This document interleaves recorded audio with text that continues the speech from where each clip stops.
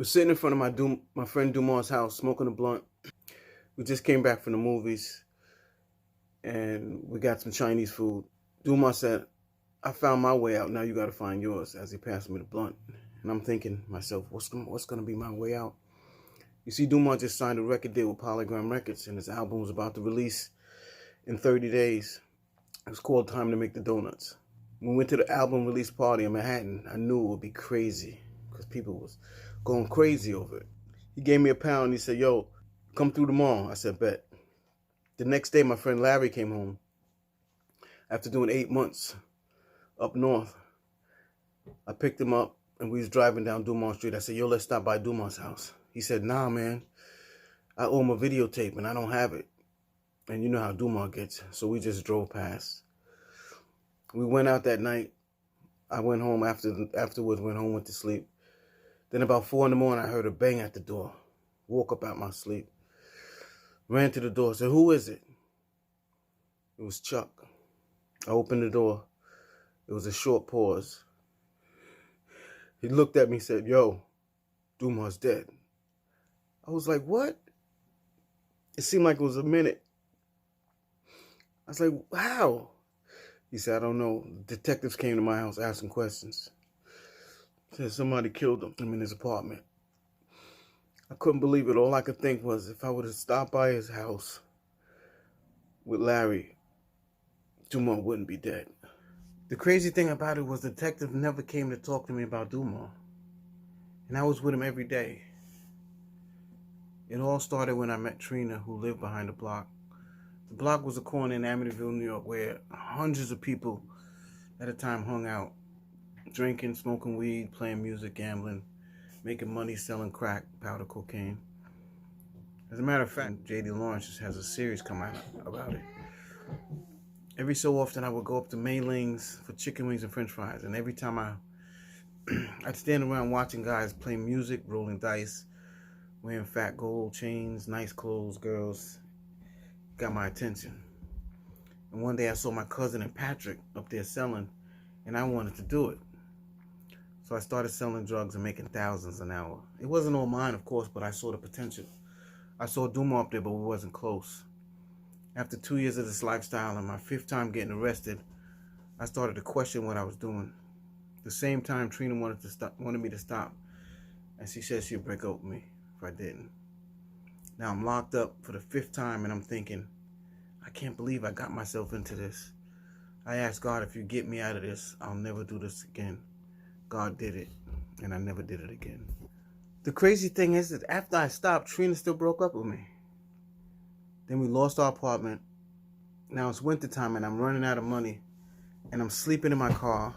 I did this for a few months with no heat. Eventually, my cousin said I could stay with him in Huntington. So I sold my car so I can buy food. And when I got out there, the first thing I did was look for a job. I got smart and looked for a job where I could eat. But I didn't find one. I found 2. One at White Castle's from 7 to 3:30, and one right next door at Sizzler's from 3:30 to 12. I walked about 3 miles to work every day, and sometimes I get a ride back from a coworker. Then the lights and the heats got turned off in my cousin's house, and he started acting weird, so I planned to move back to New York. So I had 2 full-time jobs, and I was able to save enough money to buy another car, get some more insurance, and move back in Amityville, renting a room for $125 a week. I lost mad weight. People say they want to lose weight. They go on all type of diets. Stop eating, you'll lose weight. As I'm driving down the street, I see Dumar walking. I stop and I pick him up. The first thing he says to me is, "Man, you shrunk." And I told him about me sleeping in my car and moving to Huntington, told him about the whole story. We hung out every day after that, going to the supermarket, smoking weed, watching movies at his house while he was writing rhymes. But after Dumar was killed, I had to rethink the direction of my life. I thought I'd be going on tour, having fun, traveling, but that was done. Then a friend of mine got me a job, and we decided to move to York, Pennsylvania with the company. He's still there after 30 years. But it wasn't for me. 2 years later, I was out. My new girl at the time, who later became my wife, came down a year later, but the company started treating us bad. And we started having relationship problems, so I went back to New York. I moved right across the street from my brother, Joe, and started working with him in his landscaping business. And I started paying off about $4,000 worth of tickets. Then 2 weeks later, back in Amityville, my friend Larry was murdered. I was back in the same environment I tried to run from 2 years earlier. But I had to change my life, so I turned my life over to the Lord, and I got married. And that was a big mistake. Not turning my life over to the Lord, but the marriage part. I tell anybody thinking about getting married, think about 7 years in the future. You'll reconsider. I'm just kidding. Somewhat. If you have a wonderful partner and you're a wonderful partner, marriage can be beautiful. But after 9 years working with my brother, I was frustrated. We weren't growing anymore. I wanted to grow, but he didn't. I said we should get more customers, and he said we should focus on what we have and provide more services. At the time, I was reading a book called Focus, The Future of Your Company Depends on It by Al Ries and Jack Trout. They said if you're in an industry that's overcrowded, in order to dominate, you need to narrow your focus, not expand your services. I looked around, I always saw people's grass nice and neat, but the shrubs and hedges were always overgrown. So I started a business focused on pruning shrubs and hedges called Shrub Surgeon. My brother told me it wouldn't work, but 4 years later, we'd done over $400,000 in business and was growing. My problem was I wasn't a good manager, and all I did was pick up new customers. I forgot about all the old ones. At the same time, I wanted to start a mentorship program working with young people and create jobs for them and opportunities for them. But with the shrub business, you needed skilled labor. Then I lost my focus by, like most businesses, and started cutting down huge trees. I bought a 1969 dump truck, an old wood chipper, and I went into the tree business. And sometimes my climber didn't show up, and I drop branches and break things, so I would climb. I would say, no, don't cut it like that. And he said, no, it's okay. And then he would drop it on the sidewalk and crack it, or drop it on the side of a corner of a house. So, of course, like most owners, I thought, if you want something done, do it right, do it yourself. I'd be walking out on 20 feet on a tree branch with a chainsaw in one hand and a cell phone in the hand, one other hand answering the phone. One for the business. Make a long story short, I wanted to get out of that business. Then one of my customers was moving, and he asked, did I know anybody that can get rid of this junk? He wasn't taking with him. I told him I could. I gave him a price over the phone per truckload. 6 loads later, I discovered a new business, junk removal. I didn't know that the first job in junk removal would be the focus 14 years later of me reinventing my company and the industry I'm in. At the time, I was also studying the 80-20 principle by Richard Koch for about 8 years, and I believed that working less would produce more. I decided to test the principle, came off the truck. I started focusing on getting my phone to ring, using different marketing methods. And after 3 or 4 months, we was doing almost $40,000 a month. I was working 3 or 4 hours a day. We did this for 2 years and we were still breaking even. So I told you I was a bad manager, but I did read a lot. I was reading a book by Dan Kennedy, Magnetic Marketing, my friend Kareem had sent me in the mail. Dan said, if you're not measuring your advertising, you're wasting your time. So instead of hiring someone to help me measure the advertising, I stopped all my advertising, and sales came tumbling down. And trust me, all the king's horses and all the king's men didn't come back and put our sales together again.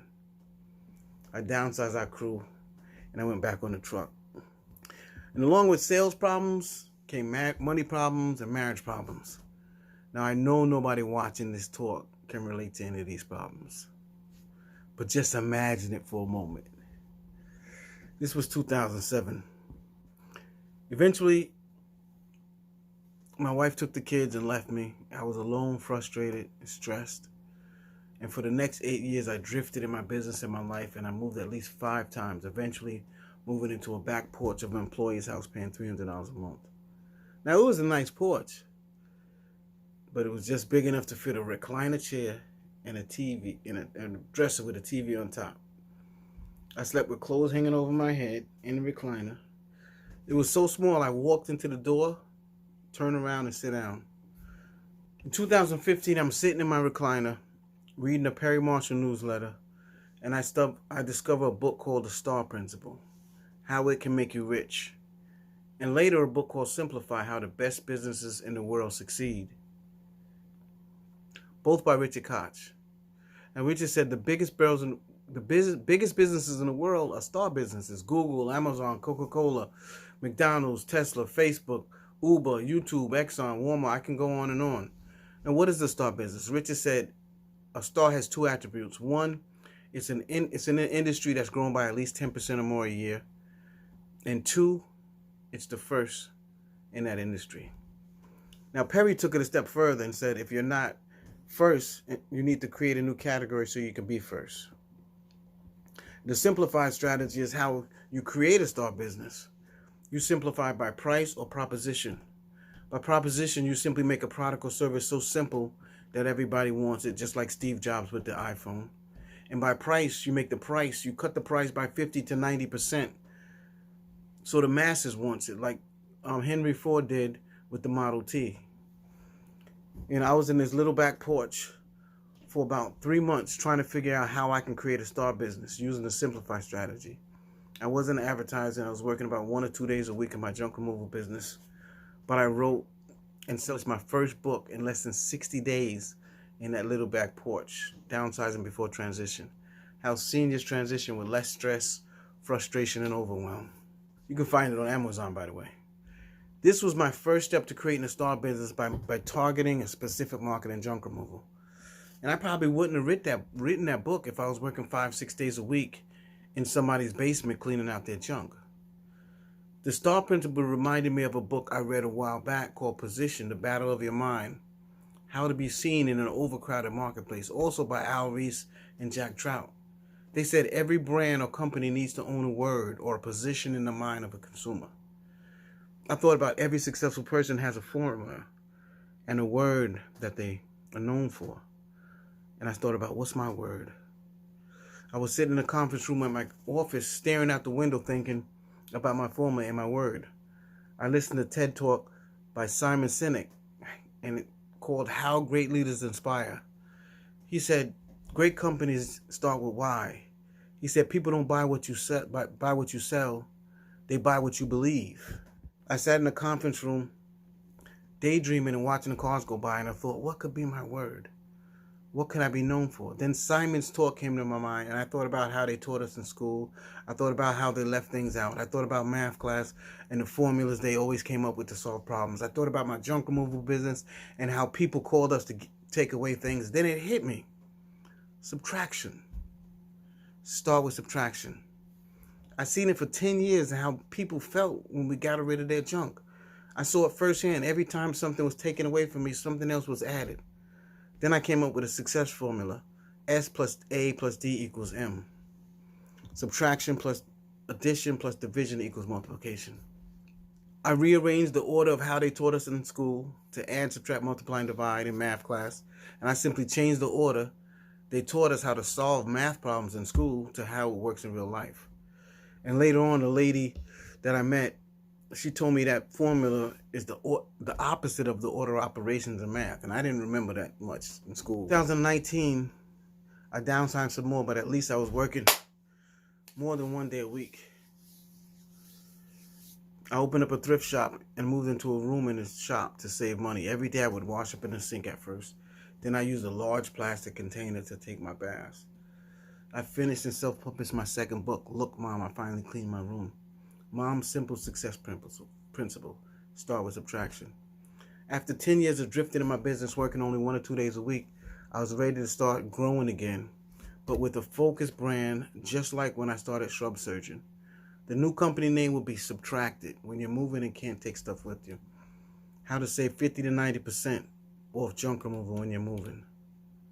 Now, sometimes, just like junk, you have to get rid of the clutter. Rethink the way that you're doing business and start with subtraction. I'm doing it after years of adding, and I hope you will too. Thank you.